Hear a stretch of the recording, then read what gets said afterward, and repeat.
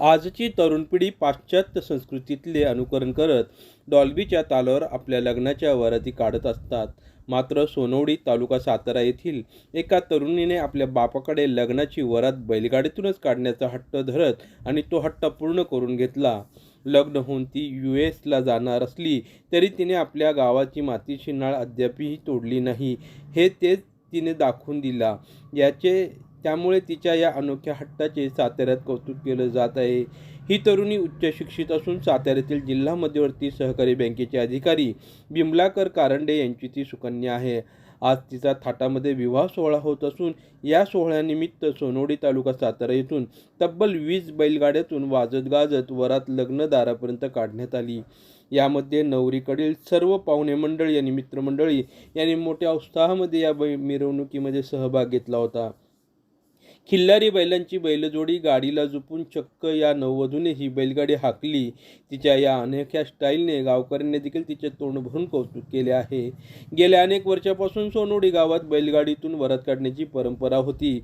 मात्र पाश्चात्य संस्कृतीच्या डॉल्बीमुळे ती बंद पडली. मात्र कारंडेंच्या लेकीमुळे ती पुन्हा एकदा सुरू झाल्याने गावकऱ्यांमध्ये देखील आनंदाचे वातावरण पाहायला मिळाले.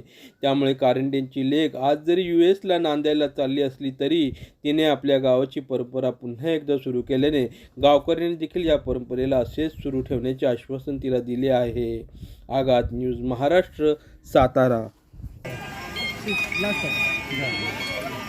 गाडीमध्ये बसवा. विमलाकर आत्माराम कारंडे, राहणार सोनवडी, तालुका जिल्हा सातारा. सज्जनगडच्या पवित्र भूमीत मी लहानाचा मोठा झालो आणि वाढलो. बैलगाडीची परंपरा ही खूप जुनी, म्हणजे आमच्या वाडवडिलांनी, आजोबा वगैरे त्या काळात मी सुद्धा अनुभवली. परंतु गेल्या माझ्या अंदाजे साधारण 30 वर्षापासून ही पूर्ण खंडित झालं होतं. आजच्या युवा पिढीला बैलगाडीनं वराड कसं जातं किंवा हे सांगून ते अनुभवता आलं नसतं. याच्यासाठी माझ्या मुलीनंसुद्धा एवढं M.Tech तिनं गोल्ड मेडलिस्ट असून आणि सगळं शिक्षण हायली असूनसुद्धा तिनं हा माझ्याकडे घाट बांधला की पप्पा काय नाही, माझं वराड हे बैलगाडीनं गेलं पाहिजे. आता तर ती USA निघालेली आहे. क्वालिफाईड सगळे मंडळी असूनसुद्धा घरात माझा मुलगासुद्धा चार्टर्ड अकाउंटंट आहे. बाकीच्या पुतण्या सगळे म्हणजे कुटुंबच आमचं सगळं शैक्षणिकमध्ये चांगली तरक्की केली असूनसुद्धा हे बैलगाडीची संकल्पना आणि आमचे सोनवडीकर ग्रामस्थ सगळ्यांनी अगदी मला व्यवस्थित पाठिंबा दिला. आणि मी फक्त म्हणजे सगळ्यांना सांगितलं की आपल्याला बैलगाडीनं वराड न्यायचं आहे.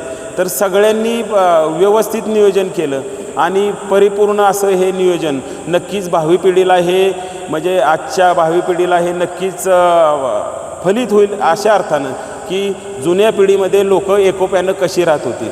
मुळात माझे आजोबा लक्ष्मणराव बाबूराव कारंडे हे स्वातंत्र्य सैनिक. आमच्या घरामध्ये स्वातंत्र्य सैनिकाचा जो वारसा आहे त्याप्रमाणे स्वतः आम्ही सगळ्या भावाभावांनी जपलेला आहे. संपूर्ण कुटुंब आमचं एकत्रित पद्धतीने गुण्यागोविंदानं आम्ही सगळे राहत आहोत. तसेच गावातसुद्धा आमच्या व्यवस्थित शांततेत सगळं वातावरण असल्यामुळेच तुम्हाला ह्या बैलगाड्या किमान एवढी जी संख्येनं लोक उपस्थित आहेत आणि बैलगाड्याचं नियोजन ह्याचंच एक फलित आहे असं मी मानतो.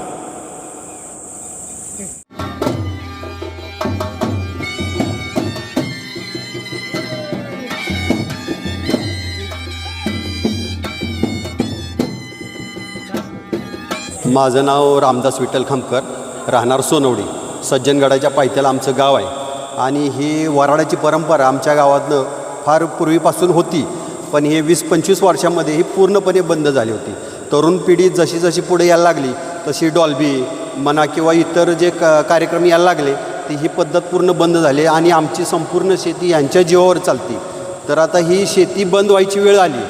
ट्रॅक्टरवरती शेती करायला परवडत नाही, उत्पादन खर्च वाढायला लागला आहे. म्हणून आम्ही आता सगळ्या शेतकऱ्यांनी असा निर्णय घेतला आहे की इथून पुढं आता आम्ही बैलावर शेती बऱ्यापैकी करणार आणि आमची उत्पादन खर्च कमी करणार. तर आता ह्या पद्धतीने एक बैल जरी सांभाळायचं म्हणलं तरी त्याला एक माणूस पूर्ण दिवसभर लागतो. साधारणतः 500 रुपयाचा माणूस त्याच्या मागे ठेवायला लागतो. म्हणजे बैल सांभाळायचं गरिबाचं काम राहिलं नाही. म्हणून 3-4 शेतकरी मिळून 1 बैल 2 बैल असं करून ग्रुप शेती आम्ही करायला सुरुवात केली. आणि ह्या पद्धतीनं आता इथून पुढच्या पिढीला आम्ही हा रस्ता आता दाखवला आहे की या पद्धतीनं तुम्ही पारंपरिक लग्नात खर्च कमी करा, डॉल्बीचा खर्च कमी करा, नाचायचा दारूचा खर्च त्याच्यात वाचवा आणि लोक कशी कमीत कमी खर्चात आपल्याला लग्न पार पाडता येईल ह्या पद्धतीनं आता आम्ही इथून पुढं अशी संस्कृती चालू केलेली आहे. तर हे निमित्त भेटलं आहे आणि आमचं गाव पण पूर्णपणे अतिशय चांगलं आहे. सगळी माणसं एकमेकात मिसळून सगळे कार्यक्रम अतिशय चांगल्या पद्धतीनं करतात. यात्रेचा कार्यक्रम असू द्या किंवा लग्नाचा कार्यक्रम असू द्या किंवा पूजेचा कार्यक्रम असू द्या, अशा पद्धतीनं आमचं गाव पूर्ण सांप्रदायिक आहे. भजन मंडळी इथंही चांगल्या पद्धतीनं अधिक लोक नवीन मुलं नाटकात काम करतात. स्काउट पथक आहे. अगदी सगळं गुण्या गोविंदानं गाव आमचं चालतं आहे. या ठिकाणी स्वातंत्र्य सैनिक आणि सैनिकांची परंपरा सुद्धा आहे. हो स्वातंत्र्य सैनिक घरामध्ये तुमच्या इथं हो. ह्या आमच्या गावामध्ये प्रत्येक घरात 2-2, माझ्या घरातच 2 स्वातंत्र्य मिलिटरीवाले आहेत, दोघं जण. तसे प्रत्येकाच्या घरात 1-2 सैनिक आहेतच देशाचं रक्षण करण्यासाठी. आणि आम्हाला पूर्णपणे सगळं राजकीय जे काय असेल ते लोकसुद्धा सहकार्य इथं करतात. पाण्याची सोय अतिशय उत्तम आहे, पाणी चांगलं येतं आहे आणि लोकसुद्धा अगदी एकमेकात मिसळून चांगल्या पद्धतीनं कार्यक्रम करतात.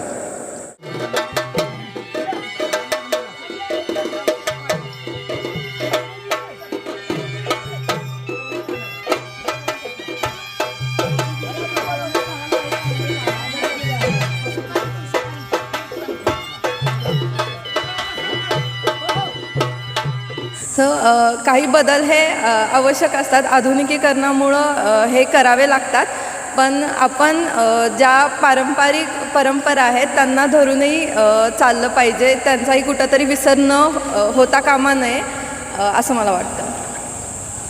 आपण उच्च शिक्षित अमेरिकेकडे आपण ऐकत आहे, तरीसुद्धा तुम्ही हा पारंपरिक लग्नाचा सोहळा घातला तर काय? सो आता तिकडं गेल्यावर कदाचित ह्या सगळ्या रूढी परंपरा जशा आपल्याकडं होतात तशा करायला जमणार नाहीत.